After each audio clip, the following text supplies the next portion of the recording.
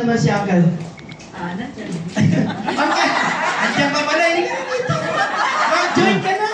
Huwag ka mag-alala, hindi ito lifestyle. Sige ka upo. Likod pa rin yung daw. Oo. Oo. Ayan. Kasi meron lang ang alam kong alis na ni kayo, di ba? I only have 15 minutes. So, okay lang ba, Tito, kung direct to the point na lang ako mag-share sa inyo? Ano sinabi ko? Direct to the point. Walang tumatanggi pag sinabi niyo, okay lang ba, Tito, kung direct to the point na lang ako? Pero aabuti pa rin ako ng isang oras kung gusto niyo. Okay. Pero nabawa ko na siya. Tama ba na? Okay? Alright.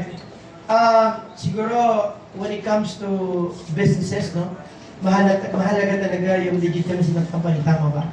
Alright. Kasi in the next 15 minutes, may i-share ko sa inyo something that changed my life. Really. Kaya lang, karamihan na nakausap ko, it requires a certain level of understanding talaga. Hindi ito pang ordinaryong tao. Yun, no? Pasensya na kayo, ha? Maraming ano dito mga ingay. Oo.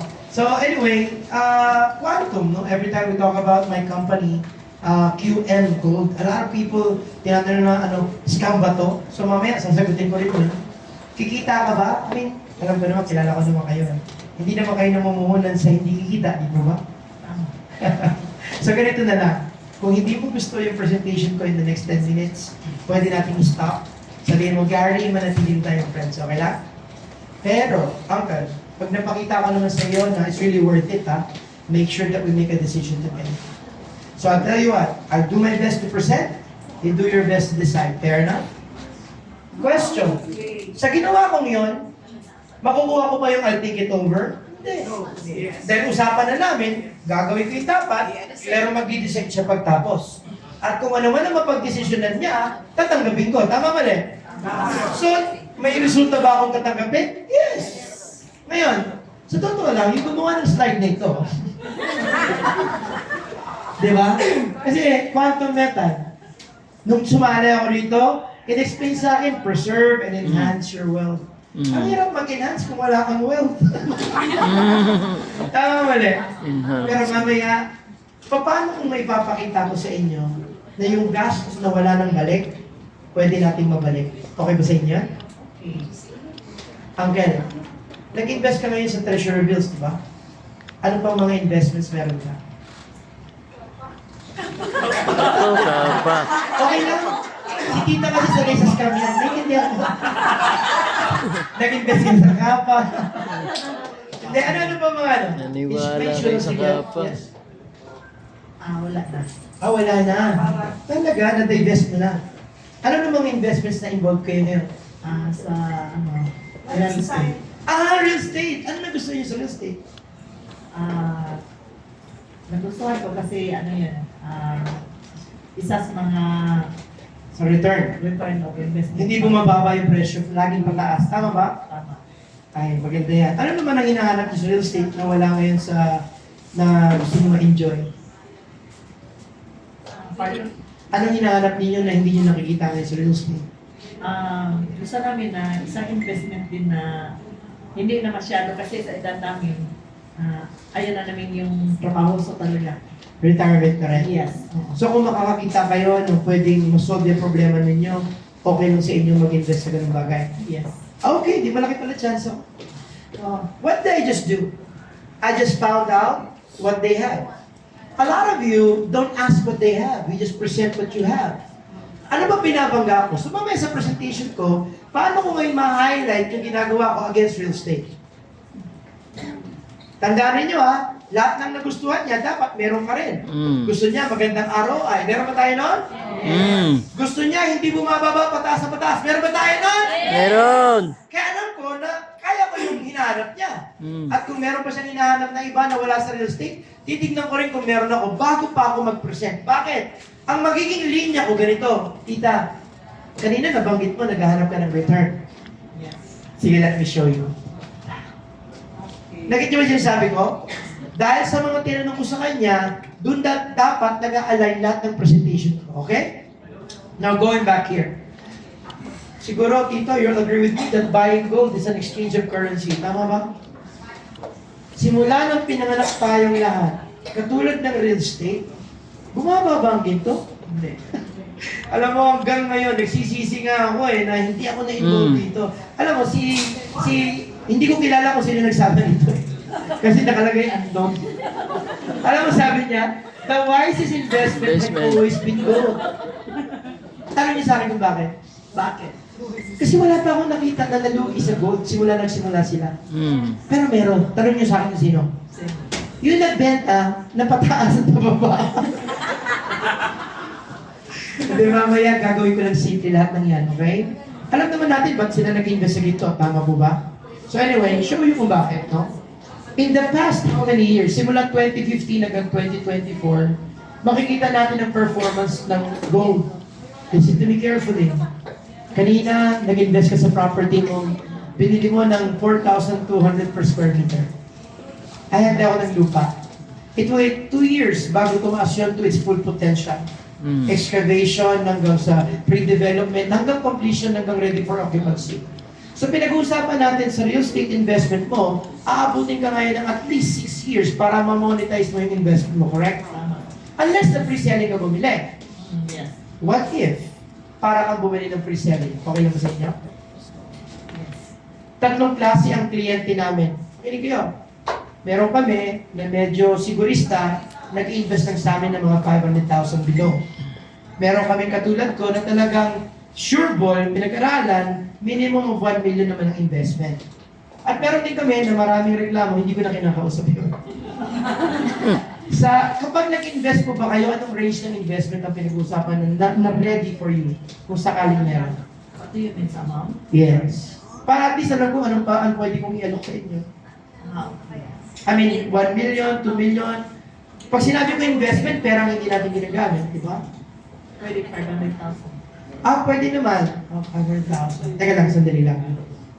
Hello, Boss Marin, okay lang ba? Tita ko. Tanggapin ko lang kahit 500 pag nagkasundo kami, ha? Utang na loob niya, tinanggap ko pa yung 500,000 niya. Tama mali? Hindi ako naisip sa 500,000 niya. Nagit mo ako? Hello, andyan ba kayo? Tuloy ko. Okay. So nakita natin na yung performance niya na pinakita ko na siya, the difference with real estate. Kaya nga, itong last 2015, nakita natin, nag-start kami. Ang una kong tinanong, Kuya, is this the right company? Di ba mahalaga naman na tiyakin na hindi scam ang company, correct? Napapao ko ba siya? Yes. Now, ipipresent ako sa kanya lahat ng mga documents na meron akong bit at dala. But to share with you an example, bago ako sumali dito, I made sure to understand na nagsimula sila kailan? Nagsimula sila noong July 2012. Actually, it was a very small company that started in Malaysia. Tapos business to business lang sila.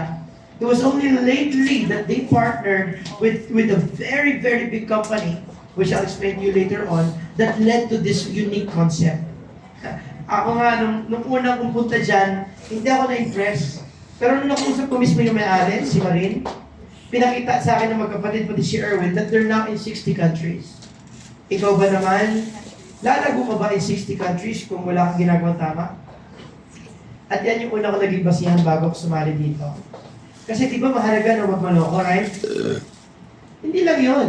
Sa Philippines, aside from all these different countries, they have now opened in Philippines. Naalala ko, di ba naloko rin kayo sa lifestyles, di ba?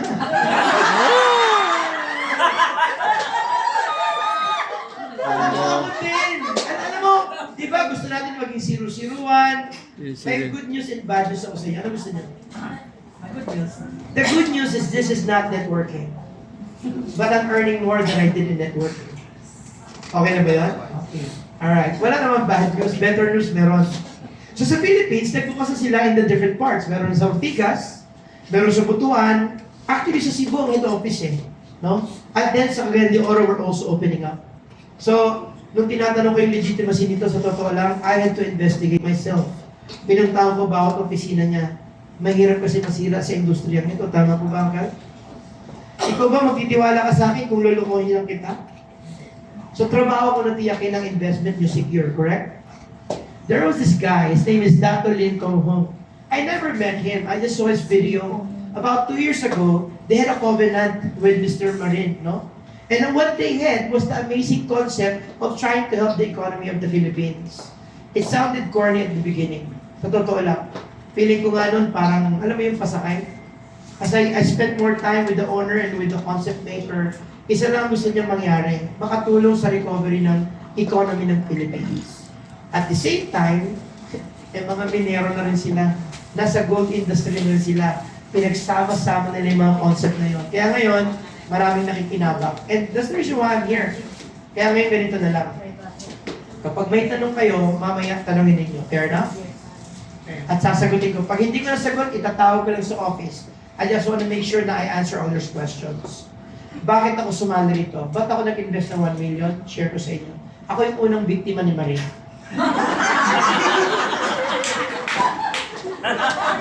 Pero take note, ako yung unang biktimang masayang naging biktima. Explain ko lang po kung bakit Ano ba ang advantage nila? Ang QM kasi started not as a network industry, not as any concept company. They started as a mining company. They actually have shares and ownership sa Searchcell. Alam mo, ganito na lang, don't take my word for it. Do your own research. Okay ba yun, tita? Kilala naman kita eh. Alam ko, mahahalukatin mo rin. So, kaya bago ko nagpunta rito, tiniyak ko na legit talaga yung dala ko. Kasi alam kong ayaw mong maloko, di ba? So, lahat po yan, from Best Rapport 3, may mga shares din po sila dyan sa company na yan. Hindi lang yon. Meron silang tinatawag na buoyant bank. I never really understood gold. And I don't think na kaya ko sabihin na expert sa gold. Isa lang ang basic na alam kong ginagawa ng buoyant bank. Pwedeng mag-trade, pwedeng bumili, pwedeng magbili. Lahat yung ginagawa nila na kailangan ko ng lisensya. Bilang distributor ng QM, allows me na maka-ride on sa QM dito sa Philippines to be able to trade. Isn't that good news? Yes. Ito pa, dagdagan ko na lang, okay? How does it work? Pwede ba akong tumayo? Kasi laki ng TV nyo eh. Ang hirap ko din, parang laptop eh. Pwede bang gamitin ko yung TV nyo? Okay lang. See, etong Best na alam kong sila na yung may-ari, partial holder na sila dito, stakeholder sila. Sila ngayon nagbibigay ng kontrata sa sinatawag nating buoyant bank na ito, na naghahanap naman ng distributor. Yun yung nandito sa Philippines. Ang pinakamaganda talaga dito, ako nga, hindi ko pa nga alam ito, isang araw ko lang pinag-aralan. Akalain mo marami rito, isang taon na wala pa rin explanation.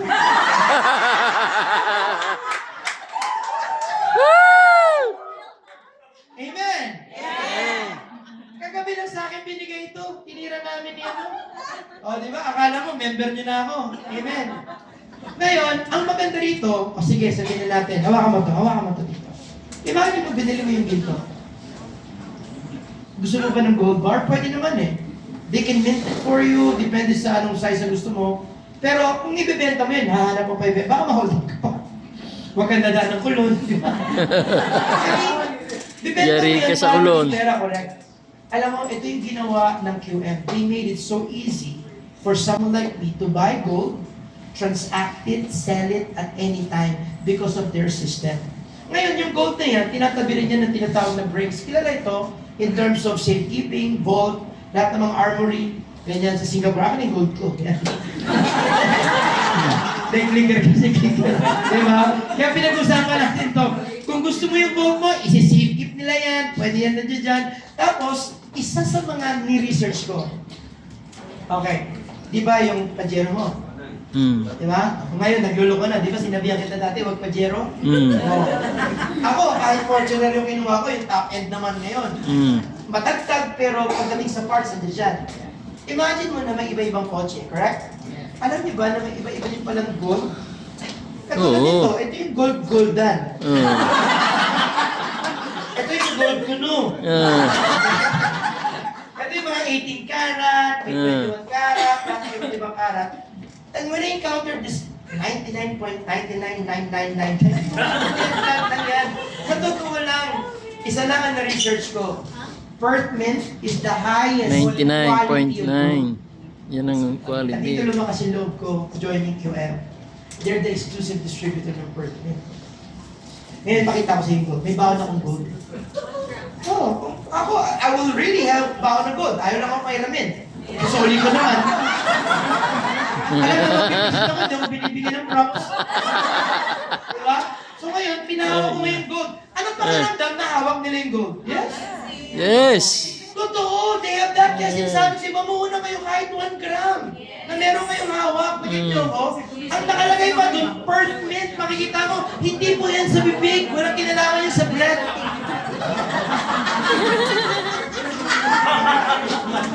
Mahina yung signal ng iba. Ito po yung Perth mint. Try nyo. Bad breath. So, tita. Ayan, props. Ayan. So, anyway, dahil birthday mo dito, di ba? Sa akin, pwede kitang padalanan yan. Ay, ay. I own a certain amount of gold na tinatawag na, mama, explain ko yung fractioning. Hindi, okay lang. Mamaya, transfer mo na sa akin yung mga.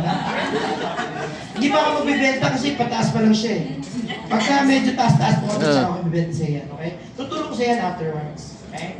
Ngayon, itong tinatawag yung Perth mint, this gave me more confidence. Kasi sa Australia, sila yung kilala nagpuproduce ng pinaka, kumbaga sa Jaguar, BMW. Sila yung mga top of the line. Eh di ba, ba't ka naman pa-partner kung hindi rin top of the line, kuya? Tama? Okay. Ngayon, to really seal up the deal, tinignan ko lahat ng mga dokumento nila, and I made sure that it was legit as well. Okay ba yun dito? Yes. Okay. So ngayon, dahil sinabi ko sa iyo, mapatunayan kong legitimacy, are you ready to hear the business out? In the past 3 months, siguro kumita lang ako ng mga nasa 800,000 pa lang. Pero hindi pa ako nagka-cash out. Explain ko sa inyo paano kumita in 3 months 800,000. Okay? But it would require at least 2 million investment. May 2 million kang naka-ready. This is something that you need to learn. And this is not a joke. Tino yan, See, right totoo now, yan. you're not closing it. Closing Wala yan. kayong thermometer na nilalagay sa kilimili. Oo. Na pag sinabi natin may pera ba to, wala. Pansinin niyo lahat ng mga tanong ko. Pansinin niyo yung direction ko.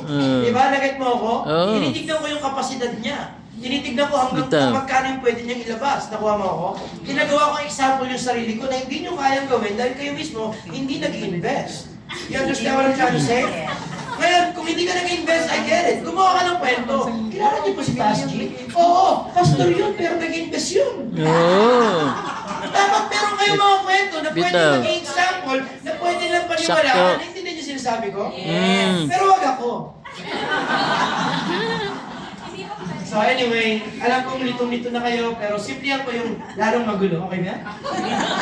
So ganito nangyari. Itong si holding company, pero siya tinayo na parang culture na talagang tinitiyak na lahat ng mga nagre-represent katulad sa amin, umatan kami ng aming breakthrough at saka masterclass.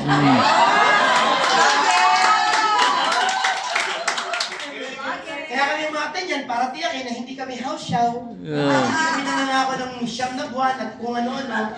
Talagang legit lahat kami. Hindi kami kumagaya sa mga ibang networking dyan na ano. Di ba? Kaya nangyari niyan, ito, nagtayo kami ngayon ng marketing na ito na nagbibigay ng iba't ibang upstream business, country partners.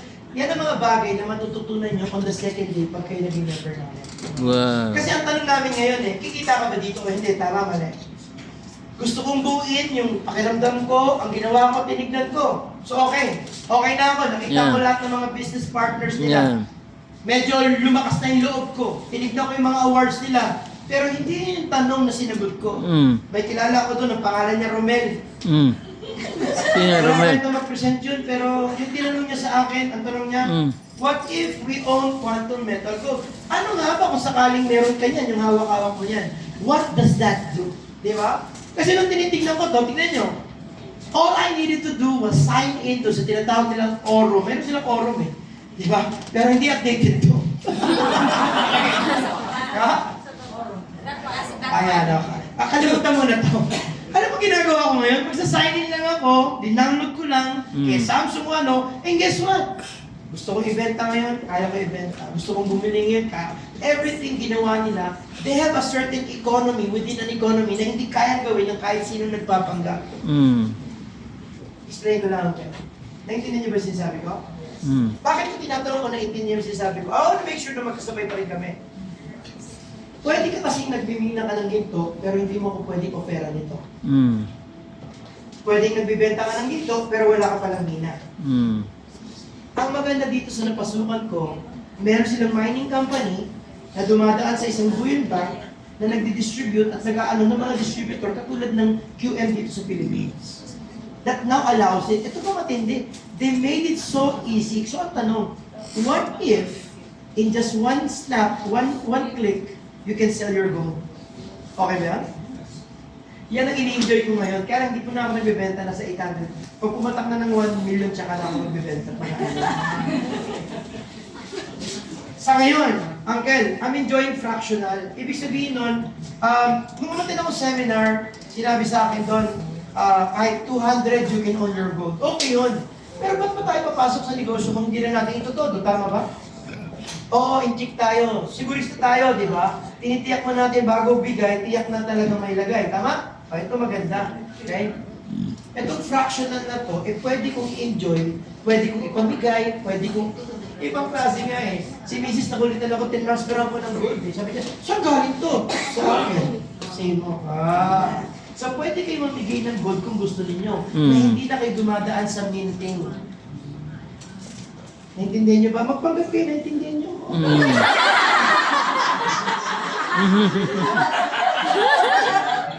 Kasi tingnan mo, pwede kitang padala ng physical gold. O pwede kitang, ayan, katulad yan, gusto mo yung sapatos na yan.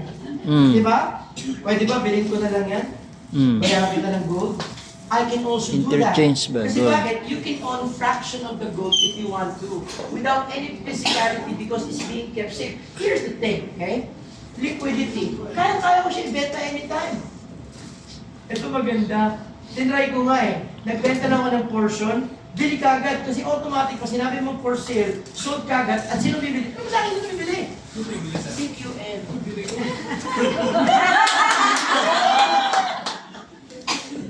Siyempre, di ko na sinasabi ko, di ba? So, ganito.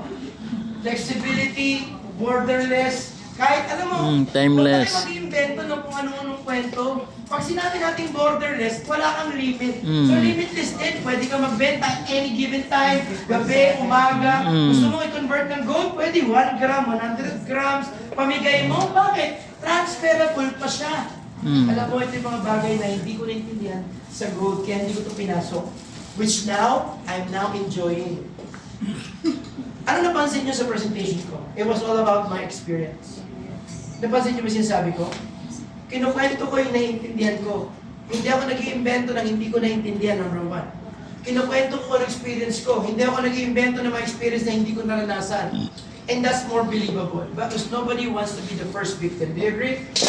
Now, question. Sige, magdabog ka dyan. Joke lang, joke lang. Tagak na, ang gold. Biro lang, tita. Alright? So anyway, how can I make money? Just a question. No? Kasi ba't ka naman papasok sa isang negosyo? Metal Kung yun, kikita, hindi tama gold. ko ba? Now, iba-iba kasi ito eh. Ako pumasok ko rito, hindi para kumita.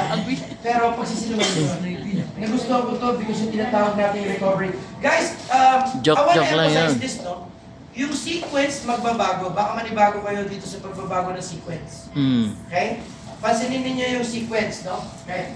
So, may tinatawag kami economy recovery solution. Pero yan. ito kayo pang mic, okay lang? Yeah, recovery. Pero, hindi ko naintindihan ito noong una. So, when it was explained to me, it was all about our experience. Like, ano overhead mo ngayon sa bahay? Recovery. Expenses. Pag sinabi natin expenses, pagkain, school fees, loan, utilities, magkano umaabot? Sus, million, libo. Grabe. So every month, what am I developing? Expenses that goes to nowhere. At hindi mo na nababawi yan, tama ba? Wala na. What if, Uncle, I can show you a way that you can recover the expenses? Sige daw? Oh, gusto ko yung sige daw. Kaya lang, ako, katulad ako, I came in at 2 million na. Make sure na depende sa gusto mong ma-recover, doon din nakadepende ang initial entry mo ito. Let me explain, okay? So right now, I can recover all my bills. Kaya tinanong sa akin, what if you can recover all the money that I spent? Would I be interested? Sinagot ka, yes, of course, I'll be interested. Paano ko gagawin yan? Do it Here's how now. it works. So, Income. normally sa buhay ko, kumita ako, Bill, babayaran ko. expenses. Correct? Tapos, mangungutang ako para bayaran yung iba. Ito yung sirkulo ng buhay ko. Sa totoo lang, yan ang ginagawa natin ngayon, di ba? Katrabaho ka, pambayad, umutang ka para pambayad. It is a cycle that happens. So yung income ko, napupunta lang sa loan, napupunta lang sa expenses, pero walang bumabalik, correct? Is that also what you're experiencing now? Bakit ko tinanong yun? Is that also what you're experiencing now? Kasi Parang naglulong ka pareho sa kami ng SSS eh. pinanggagalingan. Pero mag-iiba na tayo ng pinanggagalingan. Diretso sa Kasi loan. ako may pinupuntahan na ako. Ito yung tinatawag kasi na poor mindset. So ang shinare sa akin, ni Sir Erwin, yung tinatawag natin ibang mindset. Akalain mo, di ba? Meron silang tinatawag na gold storage account and gold convert account through expenses. Hindi ko naintindihan lahat ng yan. Tapos in-explain sa akin to, how do I now convert into currency? So, how does it work? So ngayon, pagpunta ako ng bangko, kung sakali man, mag-deposit ako ng cash, tama? Mag-withdraw ko ng cash, transfer ko yung cash. The same principle applies dito.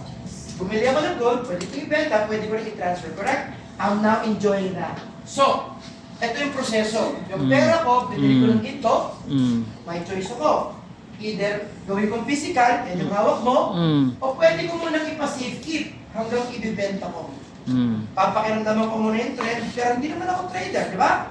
Pero nakita mo yung kanina yung flexible, pwede kong gawin lahat ng yun. Ito na. How do I now turn the expense Convert. into an asset? Yeah, convert. Paano ko nagagawa yun? Okay? At this moment in time, siguro kukuha ko ng blackboard o papel to make it even easier. Kasi minsan, these things are hard to understand. Right here? Okay. So, ginawa namin, kinonvert na namin. Bumili ka ngayon ng gold. Let's just say dito, sabi mo kanina, 2 million. 2 million, binili mo ng gold. Meron ka ng gold na 2 million, correct? Now, how do I now get this pesos 85%? 85%. Here's how it is. Expenses yan. Ngayon, binili mo. Binili mo yung gold, right? Ngayon, para makuha mo, mabago Convert mo yung mo yung kailangan mo expenses. ibenta. Ganito na lang. Naka-safe keep ang pera mo. Magkano binili mo sa akin? 2M. Okay. Ngayon, ganito. Okay lang ba na bigyan kita, i-activate ko yung tinatawag naming currency fund mo up to 85%? In just a span of 1 day, 2 day, considering working days, yung 85% is available for you to use. So, let me make it clear. Yung 85% ginagamit mo para ibayad sa expenses mo, yes? Yung 15% naka-withhold sa company, tama? Kung sakasakali, magkano pa rin yung value ng gold mo? Nasa yun yung 85%. Paano mo nalaman? Ay, hati ka rin ba dito?